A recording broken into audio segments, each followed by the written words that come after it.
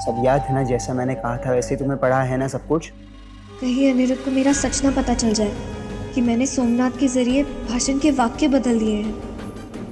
जो जो तुमने याद किया है, जैसे याद किया है वैसे ही सुनाना। हाँ, अभी सुना देती हूँ। चलो। नमस्कार, मैं बोंदिता रॉय चौधरी हूँ।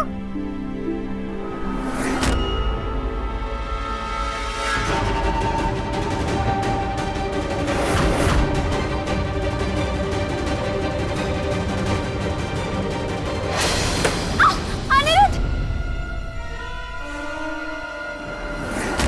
नहीं, क्या हुआ? लगी तो नहीं तुम्हें? लग सकती थी गहरी चोट, पर मैंने समय पे आकर, मतलब तुमने समय पे बचा लिया।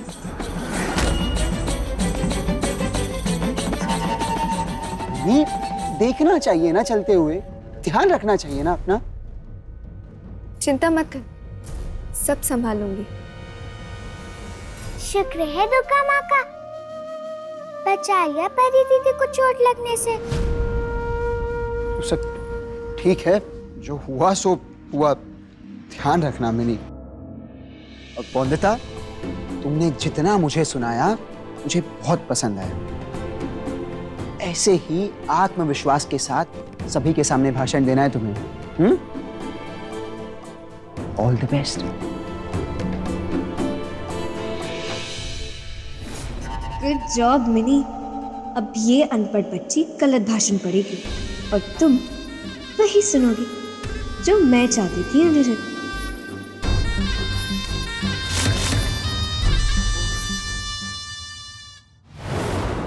नमस्कार, आप सबका स्वागत है हवेली पर, और बहुत बहुत धन्यवाद भी इस महत्वपूर्ण काम में अपना समय देने के लिए। बस बोंदिता भी अभी कुछ समय में आएगी और आकर अपनी मन की कुछ बातें कहेगी। बोंदिता, आओ। तो जैसा मैंने कहा, बोंदिता अपनी मन की बातें करेगी और आप लोग भी बिना डरे, बिना झिझके अपनी राय दे सकते हैं। हमारा क्या है, छोटी मालकिन अगर कहेंगी कुछ तो हम उसमें हामी भरेंगे ना। अरे नहीं नहीं, बोंदिता आज यहाँ छोटी मालकिन बनकर नहीं, बल्कि आप में से ही एक बनकर आपसे बात करेगी। एक लड़की, एक महिला बनकर अपने मन की बात कहेगी आप सभी से।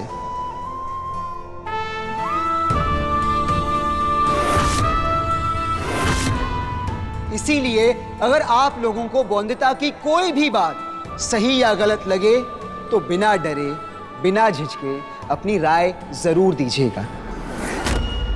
ये मंच सभी के लिए बराबर है। यहाँ पर हर किसी को अपने मन की बात कहने का अधिकार दिया जाएगा। हम सभी के बीच सिटी काउंसिल के एक गांगुली बाबू आए हैं। आइए गांगुली बाबू, स्वागत है आपका।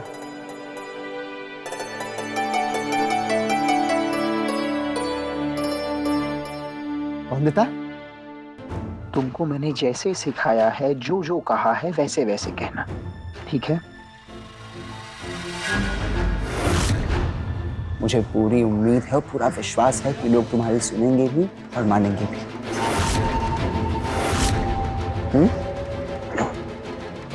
Best of luck.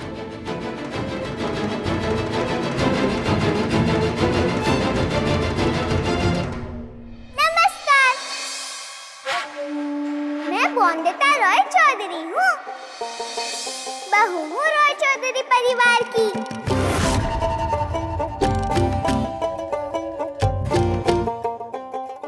पर आप लोग मेरी भारी साड़ी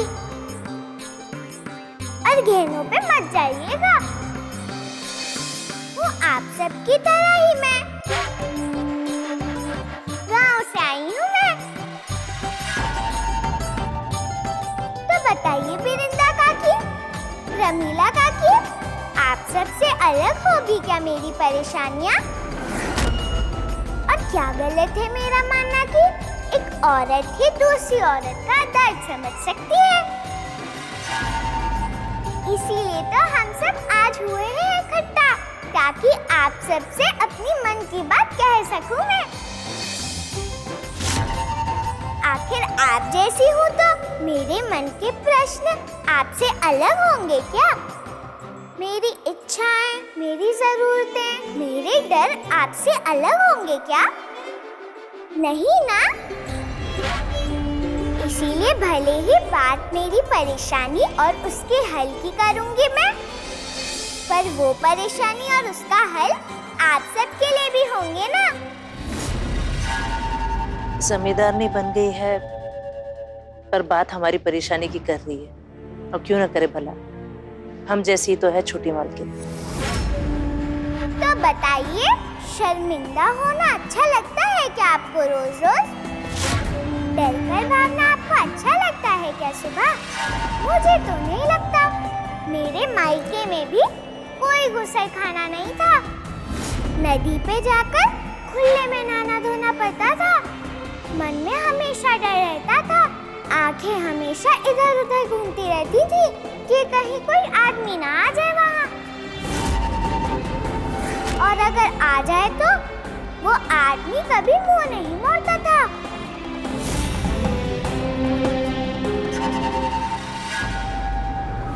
हमें ही भागना पड़ता था नदी से।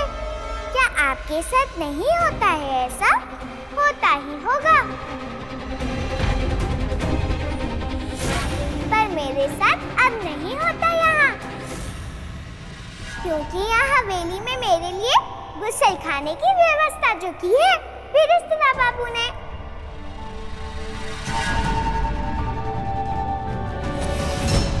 खूब बुरा लगा मुझे, मना किया मैंने उनको, रोई भी, पर फिरिश्ता बाबू नहीं माने।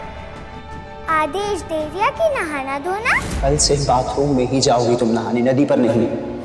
कह दिया तो कह दिया। सुन रही है ना बकरी की माँ? अब जब बात हमारे मन की कर रही है तो फिर क्यों ना सुने हम। बहुत अच्छे तरीके से बोल रही है वंदिता। मैंने जो जो जैसे जैसे कहा है बिल्कुल वैसे बोल रही है।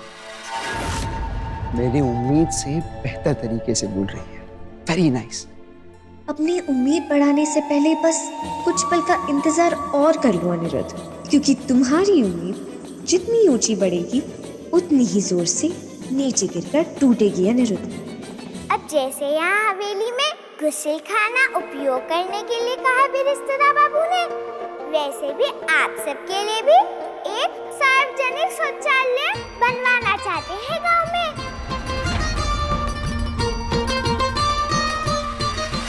आप सबको आदेश दे सकते हैं, मेरी तरह नहीं ना? इसीलिए मैं आपको बताऊंगी कि कैसा लगा गुस्लखाना उपयोग करने के बाद। फिर आप खुद तय करना कि किस में भला है आपका। तो सबसे पहले मैं आपको बताऊं कि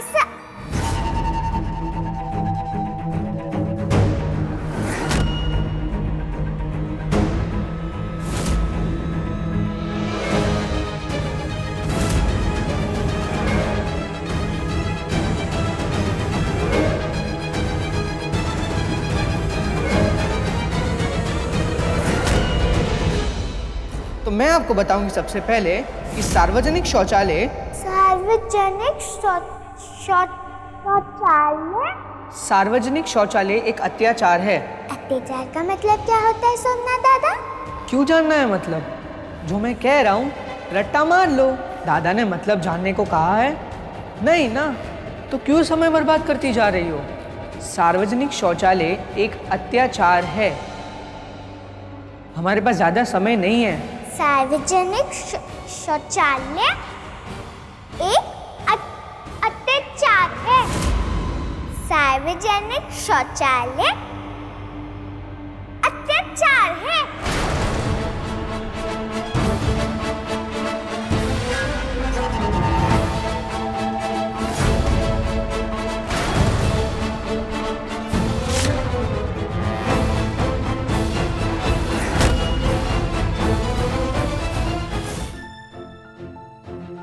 ये क्या बोल रही है वंदिता?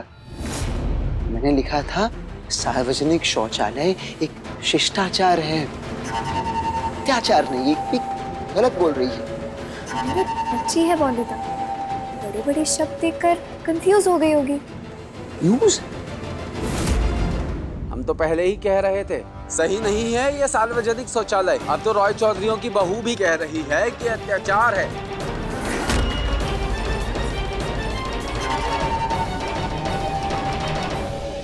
बात खत्म हुई क्या मेरी?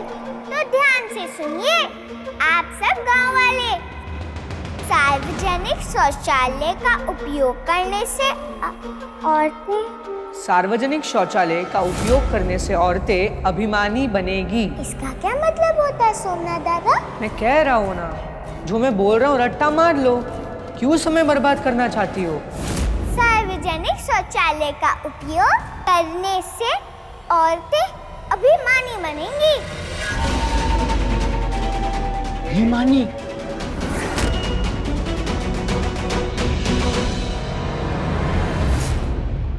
फिर से गलत बोल रही है बंदिता। मैंने लिखा था औरतें स्वाभिमानी बनेंगी, अभिमानी नहीं लिखा था मैंने। मिनी पता नहीं क्यों गलत बोल रही है बंदिता। कहा तो था, ठीक से याद किया है उसने। तुम ही ने शायद गलत लिखा होगा। नहीं, मैं ऐसी बातें गलत लिख सकता हूँ क्या कभी? कैसे बात कर रही हो तुम? पता नहीं क्या कर रही है बंदिता। और औरतें अभिमानी इसलिए बनेंगी क्योंकि और औरतें अभिमानी इसलिए बनेगी ताकि वो सुअर से रक्षा कर पाएगी अपनी। और औरतें अभिमानी इसलिए बनेगी क्योंकि सुअर से अपनी रक्षा कर पाएंगी। हमेशा पति पर आश्रित रहेंगी अपने। हमेशा आश्रित रहेंगे अपने पति पे।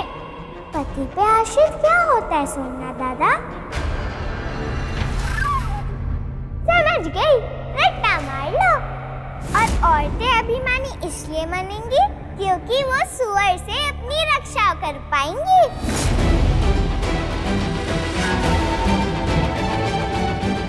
पति पे आश्रित रहेंगी हमेशा। सुअर से रक्षा?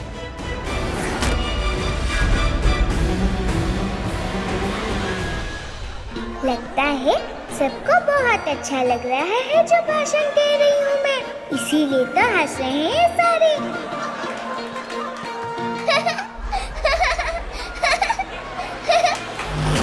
हंस रहे? अपनी गलती पे कोई हंसता है क्या? मैंने लिखा था औरतें स्वाभिमानी बनेंगी क्योंकि सुरक्षित महसूस करेंगी। सत्यानाश कर रही है बंदिता पूरे भाषण का और इस अवसर का भी। इसे सुनकर लोग पब्लिक टॉयलेट के लिए मानने के बजाय उसके खिलाफ हो जाएंगे। सारी औरतें खिलाफ हो जाएंगी उसके। बंदिता को रोकना होगा। मैंने